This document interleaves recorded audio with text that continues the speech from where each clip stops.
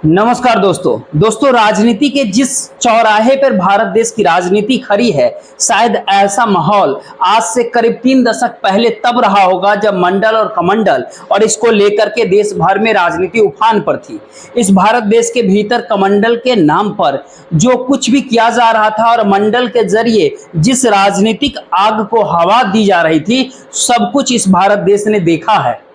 उन सारे परिस्थितियों के भीतर में अगर आज आप झांकिएगा तो एक सवाल आपके मन में जरूर उभरेगा। उस समय कमंडल के आश्रय तो सत्ता मिला नहीं, लेकिन मंडल के आश्रय भारत देश की सियासत में खास तौर पर उत्तर प्रदेश और बिहार के भीतर बहुत बड़ा बदलाव आ गया। और एक ऐसा बदलाव था जिसने यह तय कर दिया कि इस भारत देश की सियासत अब जातीय समीकरणों के आश्रय सत्ता तक पहुंचने का एक बहुत बड़ा रास्ता है। लेकिन उस समय की राजनीति के भीतर भी जिक्र होता जरूर था, लेकिन कभी किसी से जाति पूछी नहीं गई। और देखिए वर्तमान समय में जिस मुहाने पर यह राजनीति देश की खड़ी है, उसमें यह भी पहला मौका इस भारत देश के सामने आया जब इस भारत देश के भीतर भारतीय जनता पार्टी के अध्यक्ष अमित शाह ने इस भारत देश के प्रधानमंत्री को कहा कि पहली बार इस भारत देश में एक ओबीसी प्रधानमंत्री बने। यानी जातीय समीकरण या फिर ये कहे सोशल इंजीनियरिंग के आश्रय भारतीय जनता पार्टी ने जो पत्ता उस दौर में फेंका, इस दौर में हर किसी को यही लगा कि दरअसल कमंडल से चलते चलते अब मंडल की राजनीति को भी साधने की दिशा में भारतीय जनता पार्टी आगे बढ़ चुकी है। और इसका असर 2019 के लोकसभा चुनाव में नजर भी आ गया। लेकिन 2024 का लोकसभा चुनाव में सब कुछ चूक गया, क्योंकि भारत देश के भीतर उस राजनीतिक दल ने, उस पॉलिटिकल पार्टी ने जातीय समीकरण की पार्टी और दलित आदिवासी और पिछड़ों की पार्टी को लेकर के जो मुहिम शुरू किया, वह भी सियासी तौर पर उसने इस भारत देश के तमाम राजनीतिक दलों को, तमाम पॉलिटिकल पार्टी को जमीन से ही उड़ा डाला। ये जिक्र कांग्रेस का है, ये जिक्र राहुल गांधी का है। लेकिन इस भारत देश की राजनीति में अगर किसी राजनेता, किसी पॉलिटिकल पार्टी या सत्ताधारी पार्टी को ऐसा लगने लगता है कि वह जिस राजनीति को साध रहे थे उससे यदि वो चूक रहे हैं, तो शायद उस हकीकत में आकर के वह खड़ी होती है जहां पर इस बात को जानती समझती है कि उसका कोर वोटर कम से कम उससे न छीने। इससे पहले संसद के बाहर भारतीय जनता पार्टी के अध्यक्ष, देश के प्रधानमंत्री को बीजेपी के अध्यक्ष कहा था और गर्व के साथ कहा था कि देखिए ओबीसी प्रधानमंत्री है भारतीय जनता पार्टी के, यानी ओबीसी बीजेपी के साथ आकर खड़े होंगे। यही राजनीति उत्तर प्रदेश के भीतर खास तौर पर चल पड़ा था। लेकिन आज की बात करें संसद भवन के भीतर, भारतीय जनता पार्टी के नेता सांसद अनुराग ठाकुर ने जब इस बात का जिक्र कर दिया कि जो गणना की मांग कर रहे हैं उनकी जाति क्या है, यानी सीधे तौर पर राहुल गांधी को निशाने पर लेते हुए अनुराग ठाकुर ने कहा या फिर कहे पूछे अप्रोक्स तौर पे कि दरअसल उनकी जाति तक तो पता नहीं है। तो क्या यह एक ऐसी परिस्थिति है जिसमें भारतीय जनता पार्टी को अब ऐसा लगने लगा है कि राहुल गांधी जिस जाति जनगणना, जिस कास्ट सेंसस का बात करते हैं और भारत देश की राजनीति में अब भारतीय जनता पार्टी के मार्फत सेंध लगा रहे हैं, तो उसको बचाने के लिए भारतीय जनता पार्टी को अब कुछ नए अंदाज में, नए क्लेवर के साथ कुछ नई बिसात बिछानी पड़ेगी। और उसी के तहत क्या संसद में पहली बार संसद भवन के भीतर वो भी विपक्ष के नेता से, राहुल गांधी से जाति पूछ लिया गया। ऐसी परिस्थिति भारत देश की राजनीति में इससे पहले कभी भी नहीं था। क्या हुआ संसद भवन के भीतर, उसको अगर आप जाने उससे पहले एक बात आप जरूर सुन लीजिए कि राहुल गांधी, विपक्ष के नेता राहुल गांधी जिस राजनीति को साध रहे हैं वह इस सच्चाई से वाकिफ है कि कांग्रेस का पुराना वोट बैंक जो है, जो दलित भी थे, जो आदिवासी भी थे, जो पिछड़े वर्ग से भी आते थे और ऊंची जाति से भी आते थे, वो सारे के सारे तमाम सारी चीजें बिखर गई मंडल कमंडल की राजनीति के बाद से। यानी ये कहे कि आज से 3 दशक पहले शायद यही कारण है कि भारतीय जनता पार्टी की सत्ता इस दौर में मंडल और कमंडल दोनों को लेकर के बिहार, उत्तर प्रदेश के भीतर राजनीति साधती गई, लेकिन कांग्रेस की सत्ता दोनों जगहों पर नहीं है। और इस भारत देश के तमाम राज्यों के भीतर यदि जातीय समीकरण, कास्ट सेंसस के आश्रय अगर कांग्रेस आगे निकल पड़ी तो फिर ना कोई छत्रक इस दौर में बचेगा और ना कोई और, यानी भारतीय जनता पार्टी के तो बोरिया बिस्तर तक चिमट सकता है। ये डर भारतीय जनता पार्टी को है और ये ताकत इस वक्त कांग्रेस के पास है, क्योंकि राहुल गांधी खुलेआम, खुले तौर पर इस देश में कास्ट सेंसस का जिक्र करते हुए, जातीय जनगणना का जिक्र करते हुए इस समाज हाशिए पर बड़े तबकों को और उनको हाशिए पे ले जाकर के खड़ा कर दिया गया, वह मुख्य धारा की राजनीति और मुख्य धारा की सत्ता करने वाले राजनीतिक दल, पॉलिटिकल पार्टी क्यों उनको अलग रखते हैं। इन सारे बातों का खुलेआम खुले तौर पर न केवल वो जिक्र करते हैं बल्कि उनके साथ खड़े होकर के उनको समझा भी रहे। और शायद यही इस वक्त का वो वजह होता है कि पहली बार राहुल गांधी से उनकी जाति संसद भवन के भीतर अनुराग ठाकुर के द्वारा पूछा भी गया, तो कुछ इस अंदाज में पूछा गया।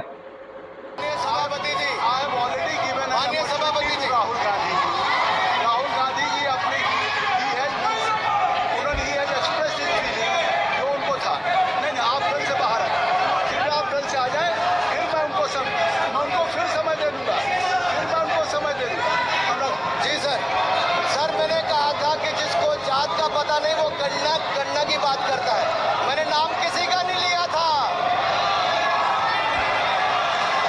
सर, नाम तो किसी का नहीं लिया था,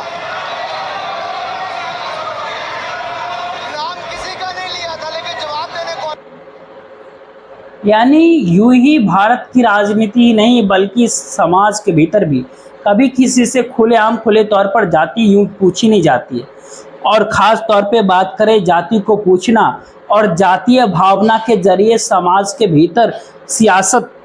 दखल को, राजनीति दखल को अपने अनुकूल करने की सोच इस भारत देश के भीतर सभ्यता और संस्कृति के हिसाब से कभी भी फिट मानी नहीं जाती है। लेकिन वर्तमान समय में ऐसी कौन सी परिस्थिति आ गई कि पार्लियामेंट के भीतर भारतीय जनता पार्टी उस समय संसद की बहस के दौरान राहुल गांधी की जाति का जिक्र कर गई,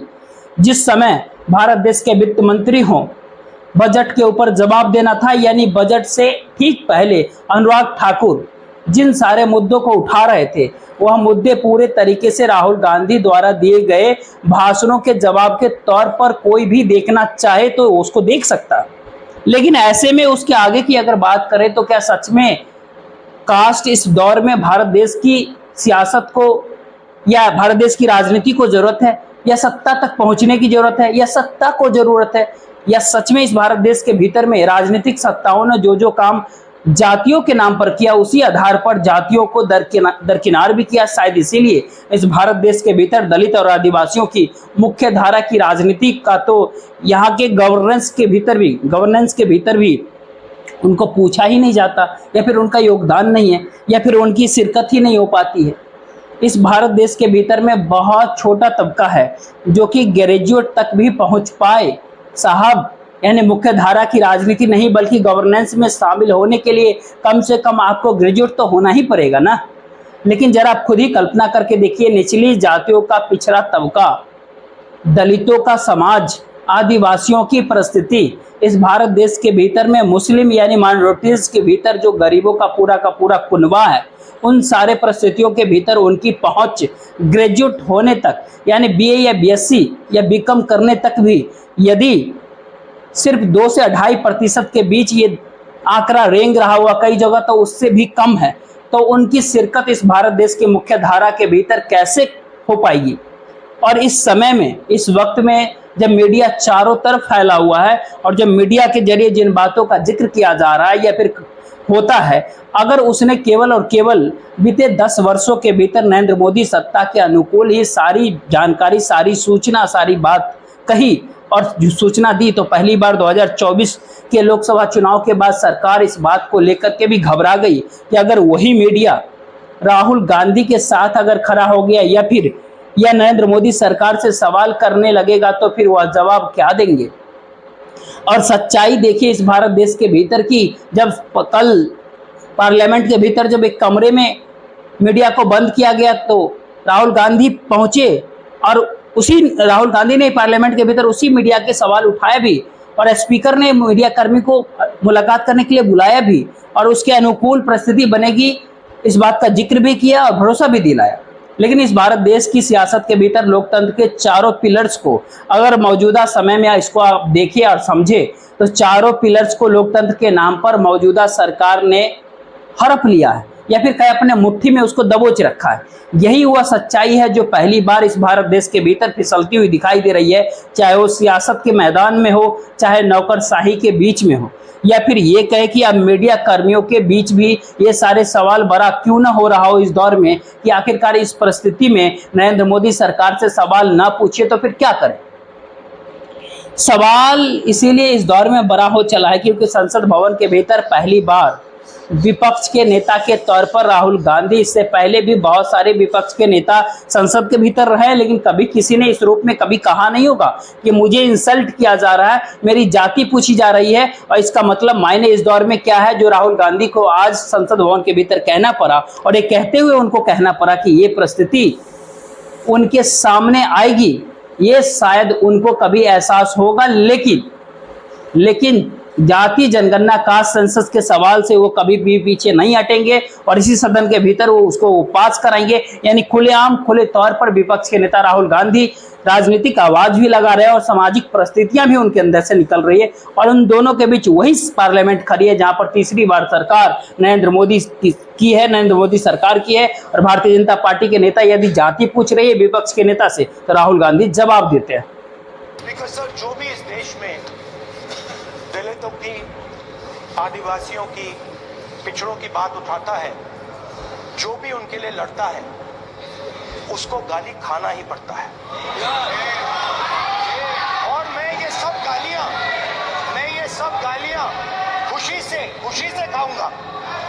क्योंकि महाभारत की बात हुई तो महाभारत में अर्जुन को सिर्फ मच्छी की आंख दिख रही थी, उसी प्रकार मुझे सिर्फ मच्छी की आंख दिख रही है। जाति जनगणना हम करा के दिखाएंगे। मतलब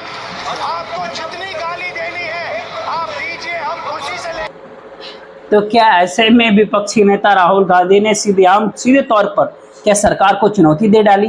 कास्ट सेंसस को लेकर के, जाति जनगणना को लेकर के, जबकि हर किसी को पता है इस भारत देश में 2021 की जनगणना भी यानी नॉर्मल जनगणना भी सामने नहीं आ पाई। यानी सरकार इस भारत देश की सामाजिक आर्थिक परिस्थितियों को कैसे छुपा रही है। तो ऐसे में कास्ट सेंसस ठोक बजा करके राहुल गांधी यदि संसद भवन के भीतर यह बोलते हुए जिक्र करते हैं कि आपको जितनी गाली देनी है आप दे डालो, लेकिन इस भारत देश के भीतर जो भी दलितों के, आदिवासियों के, पिछड़े वर्ग के सवाल जो उठाएंगे, जो भी इस तबके के सवाल उठाएंगे उनको तो गाली तो पड़ेगी और मैं गाली सहने को तैयार हूं, मैं गाली सुनने को तैयार हूं। और इन सारी परिस्थितियों के भीतर राहुल गांधी अब ये कहने से नहीं चूके कि मैं नहीं चाहता हूं कि अनुराग ठाकुर माफी मांगे, मुझे उनसे माफी नहीं चाहिए साहब। यानी एक संघर्ष की ऐसी मुनादी है, देख लेना चाहिए। अनुराग ठाकुर जी ने मुझे इंसल्ट किया है, मगर मैं अनुराग ठाकुर जी से कोई माफी नहीं चाहता हूं, मुझे कोई माफी की जरूरत नहीं है। मैं लड़ाई लड़ रहा हूं, जितनी आपको गाली देनी है मैं आपसे कभी माफी नहीं मांगूंगा, मुझे आपकी माफी नहीं। यानी ये कहे पिछले एक दशक की खामोशी भरी विपक्ष की तमाम सियासत, तमाम राजनीतियां और 10 साल के बाद विपक्ष के भीतर से उठते हुए सवाल, राहुल गांधी के प्रतिपक्ष के नेता के तौर पर पार्लियामेंट के भीतर यह कहना, ये सारे बात इसलिए इस दौर में मायने रखता है जब मंडल और कमंडल की राजनीति इस भारत देश के भीतर जब थी, उस समय इस भारत देश के जातियों का नाम लेकर के तब के सांसद रामविलास पासवान ने जिक्र किया था कि आखिर किस प्रकार से जो पिछड़ा तबका है, दलित के भीतर का जो तबका है, उसमें कितनी जातियां हैं और उनकी आर्थिक माली परिस्थिति कैसी है, इससे पार्लियामेंट क्यों रूबरू होना नहीं चाहती है। उन्होंने एक सामाजिक रेखाएं खींची थी उस समय, लेकिन इन सारे परिस्थितियों को अगर वर्तमान समय में ला करके अगर परखे और देखे और इस सोचना शुरू करे कि सच में ऐसी परिस्थिति आज आ गई है जब पहली बार संसद भवन के भीतर जाति का सवाल नेताओं, सांसदों नहीं बल्कि प्रतिपक्ष के नेता तक पहुंच गया। यानी तब ये सवाल इस दौर में होता है कि सच में इस भारत देश के भीतर जो मंडल से निकली हुई राजनीतिक दल हैं उनके भीतर भी कौन सारे सवाल होंगे। जाहिर सी बात है इसमें कई पॉलिटिकल पार्टी का नाम लिया जा सकता है। बिहार के अंदर आरजेडी यानी जनता दल उस समय निकल करके आई थी, जो उत्तर प्रदेश के भीतर भी थी, वह निकली, उससे टूटी, तो उसके बाद वहां पर आरजेडी बनी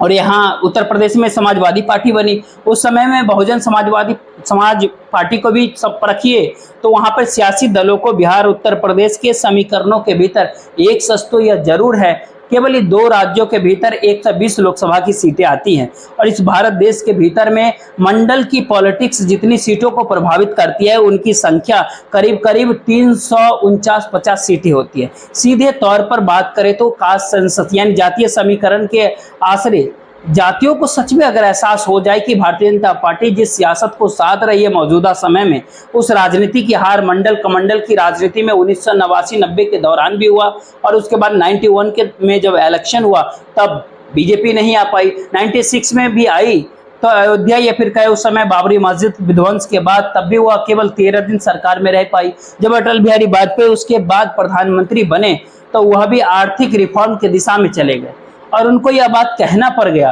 कि हम ट्रैक 2 पर हैं। जो मनमोहन सिंह और पीवी नरसिम्हा राव 91 में इस भारत देश के भीतर रिफॉर्म लेकर के आए थे, यानी इस भारत देश की आर्थिक परिस्थितियों के साथ उन्होंने खुद को जोड़ लिया।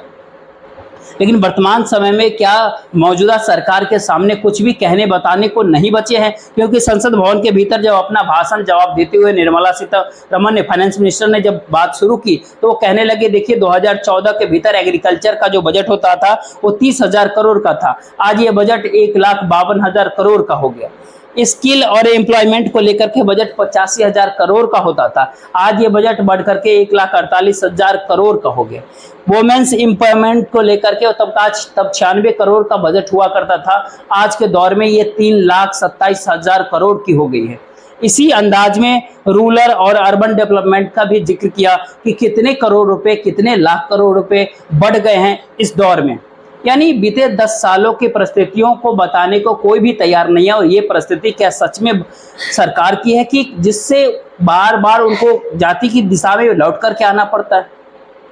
क्योंकि प्रधानमंत्री नरेंद्र मोदी जब सीआईआई के बैठक में जब आज थे तो वो अपने 10 साल से हट करके 2014 की परिस्थितियों को बताने में जुट गए, जिससे मौजूदा समय को लेकर के कोई सवाल ना पूछ ले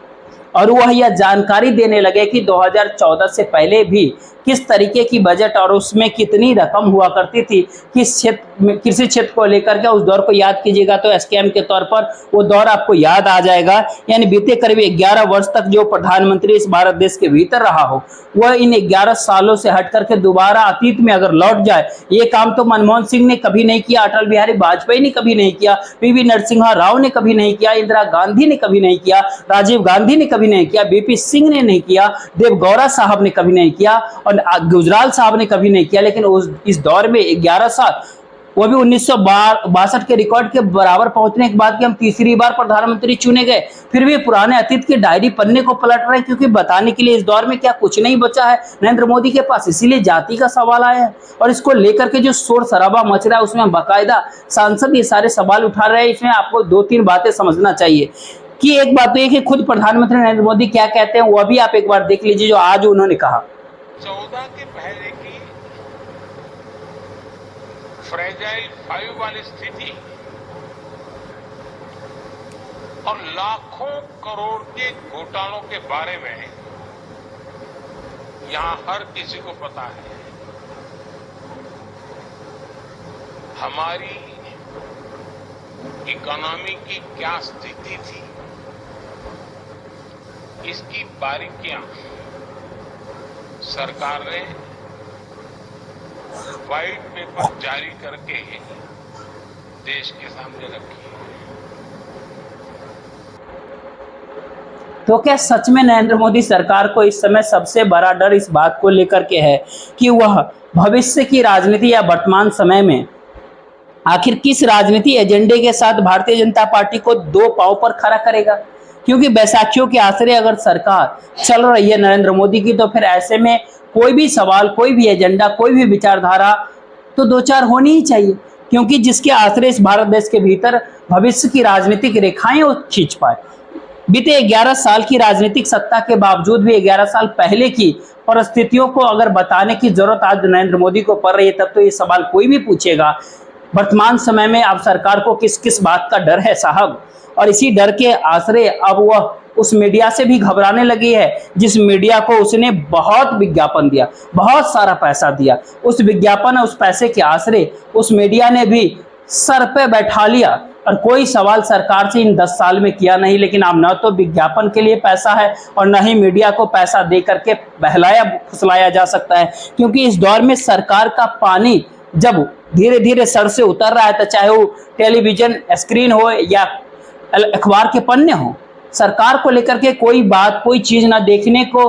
लोगों की रुचि बची है, नहीं अखबारों को रिपोर्ट वहां पर छप पा रही है।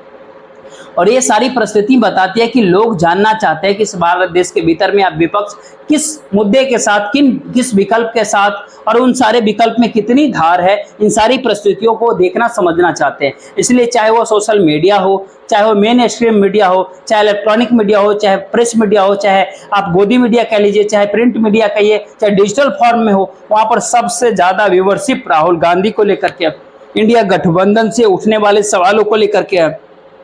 अगर उस दिशा के भीतर अगर मीडिया नहीं बढ़ता है तो उसकी साख धीरे धीरे खत्म जो हो गई है वह तो अपने आप को दफनी कर लेगा। और शायद यही वह कारण है कि संसद भवन के भीतर घूमते फिरते हुए भी किसी भी विपक्ष के नेता से कोई भी सवाल जो मीडिया कर्मी कर लेते हैं अब वो ना पूछ पाए, इसीलिए उनके लिए रास्ते बंद कर दिए गए थे। लेकिन उन्हीं सारे बंद रास्तों का सवाल किसी दूसरे ने नहीं बल्कि खुद राहुल गांधी ने, नेता प्रतिपक्ष ने उठाया, जिसके बाद सरकार को समझ आ गया कि इन बातों से काम चलेगा नहीं। तो सरकार को क्या इस बात का भी मौजूदा समय में डर है कि आज मीडिया पलटा कल नौकरशाही पलट जाएगी, और शायद इसीलिए वह संसद भवन के भीतर भी उन सारे मुद्दों को उठाना चाहती है जिन सारे मुद्दों के आश्रय इस भारत देश के भीतर एक राय एक मत मंडल कमंडल के तर्ज पर बन जाए।